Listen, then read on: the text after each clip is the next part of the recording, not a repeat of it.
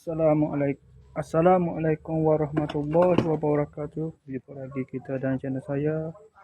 Masih dah yang sama juga, iaitu uh, 16 minit petang. Sesada sekejap tadi tu, sesada udah dia budak tu sesada.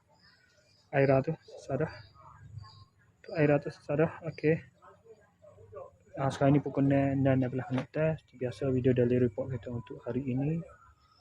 Pagi tadi saya bangun dari pukul 7 pagi, mandi semai subuh, terus mandi semai subuh, kemudian sambung tidur balik. Lepas tu bangun pula dari pukul 12.30 pula dah bangun pula. 12.30 hari. Lepas tu semai dahulu pada pukul 2. Akan sarap makan tengah hari pada pukul 2.30.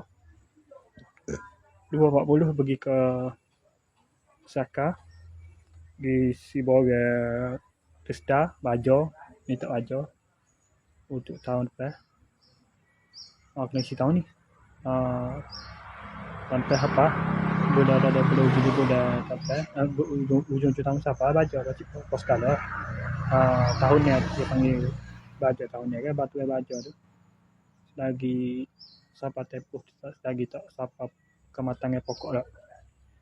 Ada kok pokok tidak matang naik tak jadi tak bajo. Berapa tahun dah sejak tahun hari. Aduh, mau pokok masuk petani tu tak ingat. Aku dah tulis 17 tahun je lah dah. Pasal je lah dah 17 tahun dah so. Umur Surah tu mula yang mati umur 12 tahun katanya. Yalah baru 12 tahun. Salah lah kau dia lama kan. Reject kan. Tak ingat aku ikut Dan tu dia. Lepas tu dulu balik lah.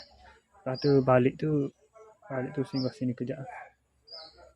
Maya sedih tadi dan Maya asal di masjid pada buat sekejap ni. Asal ni lepas tu mari tu mai sini. Clear bye-bye tu kan. Review review pasal tu hadiah tu. Ada sementara tu dia beli juga hadiah tambahan di mana di kau tu. Di DIY Sakar tadi sebelum hari Maya asal sini. Kulit tu dah dia ada, budak tu ada banyak dah. Minggu dah ya tak tu dia pergi balik kampung ibu dia di Pasemah ke mana. Adalah Pasemah. Di Pasemah ke mana kita belah Kelantan lah. Pasemah ke mana tadi. Lepas tu balik sini beres lah, clear lah. Anak yatim tisu sang baru mau budak. Mulai dia mati dah ada 3-4 tahun lepas. Boleh main. Lepas tu clear dah. Beres lah. Baru kerja. Lepas tu bagi hadiah tu baru balik. Lepas tu terus balik ke sini lah. Lepas tu terus buat video ni. Okey, sekadar itu saja untuk sesi video dari report kita untuk hari ni. Rasanya tak ada apa-apa dah. Tak ada dah. Aktiviti ni rasa tak ada dah. Okey, sekadar itu saja. Assalamualaikum. Jumpa lagi. Bye.